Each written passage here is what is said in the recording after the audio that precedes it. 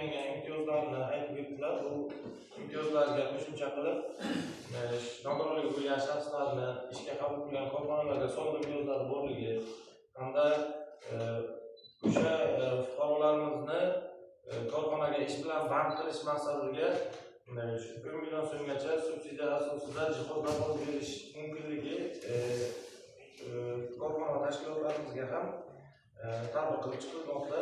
Hamda fuqarolarimizni ishga joylashtirish imkoniyatlari yuqori darajada amalga oshmoqda.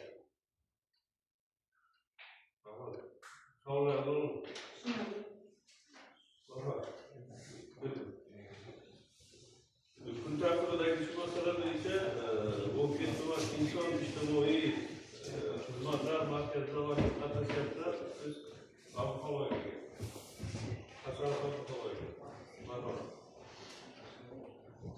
Assalomu alaykum.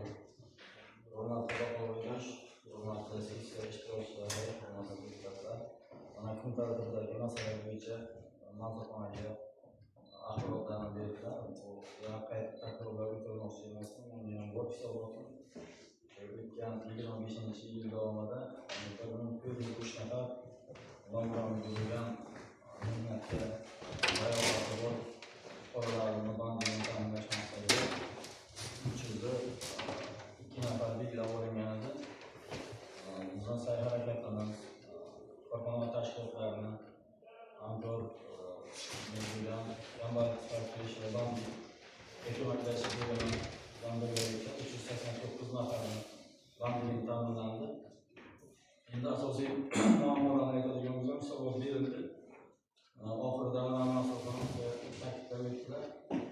Ish beruvchilarni nogironligi bo'lgan shaxslarga nisbatan past darajada salbiy munosabatda bo'layotganligi yoki bo'lmasa munosib ish sharoitlarini yaratilmayotganligi uzoq yillardan beri davom etyapti. Lekin xabarlarimiz bor, 15 ta vazirlik va idoralarning funksiyalari inson ijtimoiy xizmatlar markaziga, ya'ni yuqori tashkilotimizning ijtimoiy himoya milliy agentligi funksiyasiga qo'shildi, masalan belgilab olindi.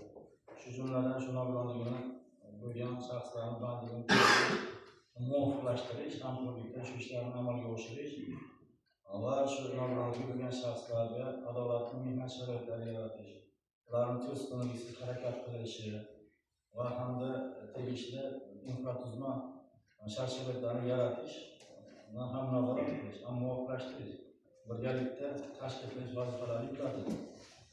23-yilga tashkil bo'lgan bo'lsa bu korxona o'sha 23-yilga bor yo'g'i 15 nafar nogironligi bo'lgan shaxsni ta'minlagan bo'lsa 24-yilga 50 dan ortadi. 25-yilda esa mana 389 nafar. Bu kichkina raqam emas bu. Hozir sog'lom bir mehnatga layoqatli fuqaroni ishga joylashtirishda qancha mashaqqati bor, xabarlari bor. Lekin nogironligi bo'lgan shaxslarni ishga joylashtirishga shuncha mashaqqat bo'lishiga qaramasdan juda katta imtiyoz preferensiyalar belgilangan. Shuni sira bilan birgalikda hurmatli deputatlar, jamoatchilik tashkilotlari, hamkor tashkilotlar va idoralarning quyi tizimdagi bo'limlarini birgalikda, hamkorlikda, hamjihatlik bilan ayniqsa tadbirkorlik subyektlarida bu berilgan imtiyozlarni yetarli darajada qo'lga yetkazib berolganimiz yo'q. Shunga yetkazib berishimiz kerak. Ular shu qaror farmonlarning mazmun mohiyatini chuqurroq anglab yetish kerak.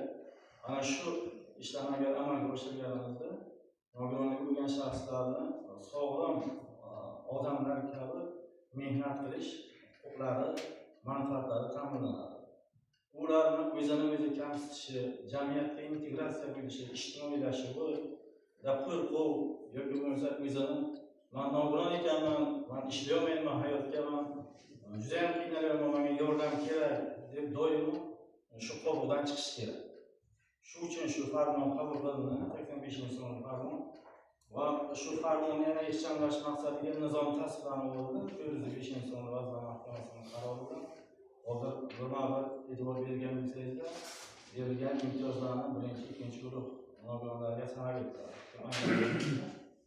Yana baribir men sizlarga bularni aytishim kerak, chunki buni o'qib berish bilan aytib joyida amalda ijrosini ta'minlash butunlay boshqacha masala.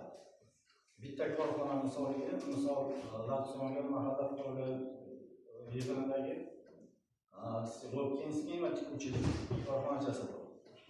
Shunga 10 nafar nogironligi bo'lgan shaxslarni tushuntirib, ishga joylashtirishga amaliy yordam berib, o'zimiz bosh bo'ldik. Shu farmonni bo'lib tushuntirib, birinchi marta uncha yaxshi tushunmadim, ikkinchi marta juda ham yaxshi tushundim. Birinchi, ikkinchi guruh nogironligi bo'lgan shaxslarni ishga qabul qilganga shunday shartlari borki, 3 oy davomida bazaviy hisoblash miqdorini, ya'ni mehnatga haq to'lashning eng kam miqdorini 2 barobarini to'lab olsa, 3 oy rasmiy band bo'lsa, unga shunday imtiyoz berildiki, 50 million so'mgacha subsidiya berdi. Yana bu subsidiya nimalarga ishlatiladi? Bu subsidiya psixologik, so'zlov tarjimon, hamroh xizmatlarini tashkil qilgan paytda ishlatiladi. Hozir aytgan mehnat munosabatlari diskriminatsiyasi va kadrlarning yetishmasligi, ya'ni logopedlar, so'zlov tarjimonlar, psixologlar yetishmasligi bor. Buni biz o'zimiz hal qilib alohida oliy ta'lim muassasalariga ham berdik, yuqori tashkilotlarga. Bu endi ko'ptamay ishtirokchilar ushbu qonunning ijrosi o'z o'rniga tashlab qo'yilgan bo'lsa, undan keyin bo'lmaydi. Biz istamaymizmi, xohlamaymiz. Ijrosi majburiy tartibda amalga oshiriladi, chunki ilgarigi shu holatlardan uni voz kechib, bizning agentlik direktori Abdulaziz Mansurxo'jayev juda ham qattiq so'rayapti, masalan joylardan. Misol uchun shu yilning o'zida nogironligi bo'lgan shaxslarni ko'rsatib o'tish uchun xabarlar O'zbekiston mahallasi, Toshkent mahallasi, agar kirib borsangiz, Ahmadboy O'zbekiston ko'chalarini biz o'zimiz namuna sifatida nogironligi bo'lgan shaxslar uchun mehnat sharoitlarini yaratish maqsadida ishga kiraversangiz, buni birta belgi bor. Eshitishida, ko'rishida nuqsoni bor, harakatlanishida cheklovlar bor. Eshikdan kirib kelaverishga tugmalarni bosadi, chaqiradi xodim. Shu xodim qayerga borishini o'ylab boradi. Qaysi mutaxassis? Shu zamni ichidan taktik kechada bor, o'z ojizlar uchun. U unga kerakcha borish uchun. Qayerga to'xtaydi, yana ko'rgan bo'lsangiz, muhtachalik kechada bor.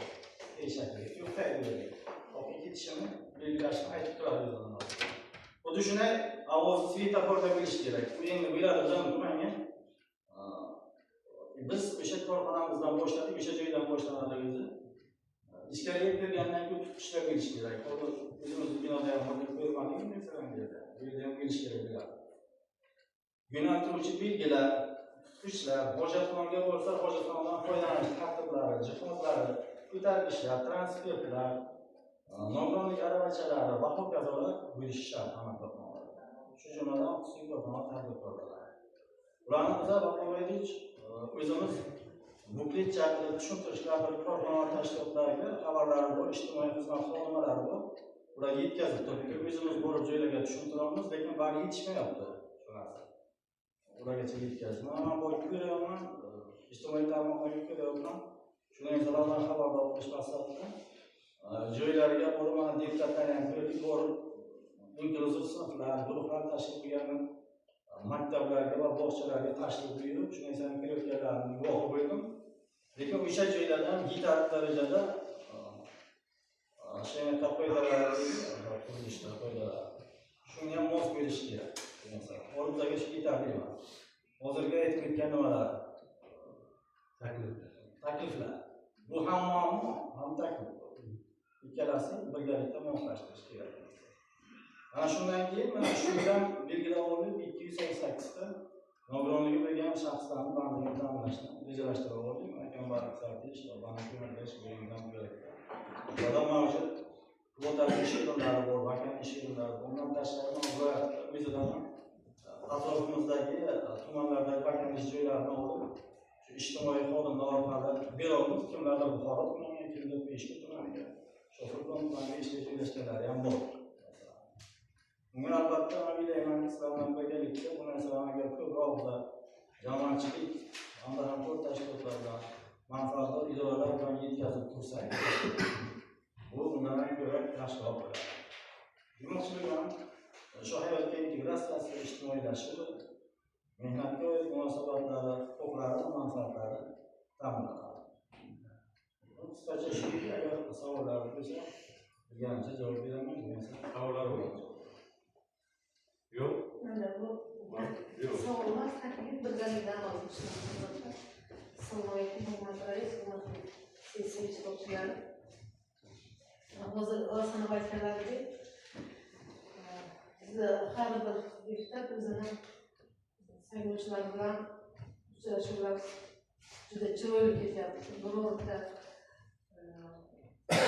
hududimizda birorta okrugimizda uchrashuv bo'lmay qolayotgani yo'q.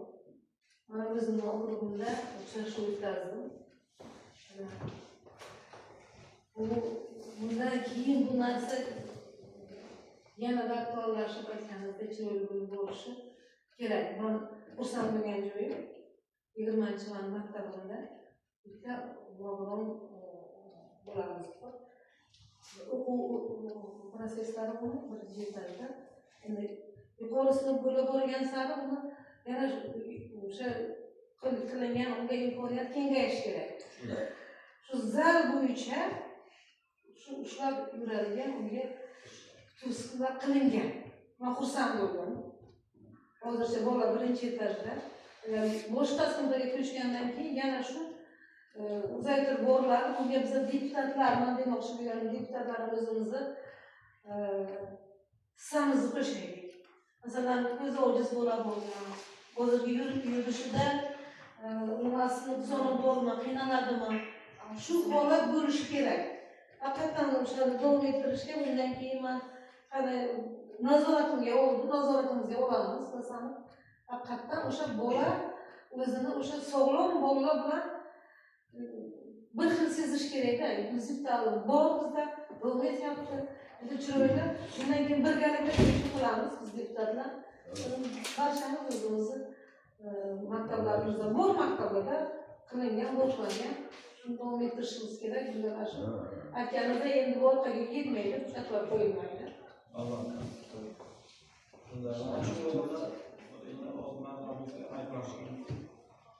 İçtimai inspeksiya mehnatni o'zgartirish bo'yicha davlat mehnat inspeksiyasidan ishga chiqadi, uni dastur chiqaradi. Og'ir 100 barobargacha ma'muriy javobgarligi bor. Mana shu yerda ham program tashkilotlar rahbarlari ko'rsatdi. Shundan iltimos ham taklifim shuni qilib qo'yish kerak. Xususiy korxona tashkilotlaridagi eng ko'proq e'tibor shunga qaratilgan. Sababi davlat idora va korxonalarida nogironligi bo'lgan shaxslar uchun ish o'rinlarini yaratish bilan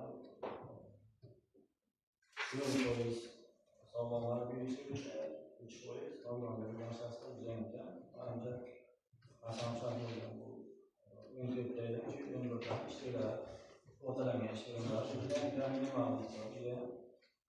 O'sha korxonalarda chegaralangan shtatlarga jo'natib bo'lamiz. Boriga imkoniyat darajasiga o'zgartirish imkoniyatlarini o'tkazadigan bo'lishimiz kerak. Ana sizlarga ham bor, aytganlar qisqartirish va bank o'rta topshiriqdan ortidan bajargan 1 kungacha, 1 oygacha va bundan ortidan bo'lishi mumkin. 1,5 barobar bozor miqdorida subsidiya ajratib boradi. Endi bu 258-sonli qaror yaqinda qabul qilingan 5-noyabr siyosiy sonda qabul qilindi. Shunga o'rnatish qarori bor. Partiya boshliqlarida sizdan o'sha o'quv-yurtda shunaqa savollar ko'tarildi. Subsidiya masalalari, shuni ijtimoiy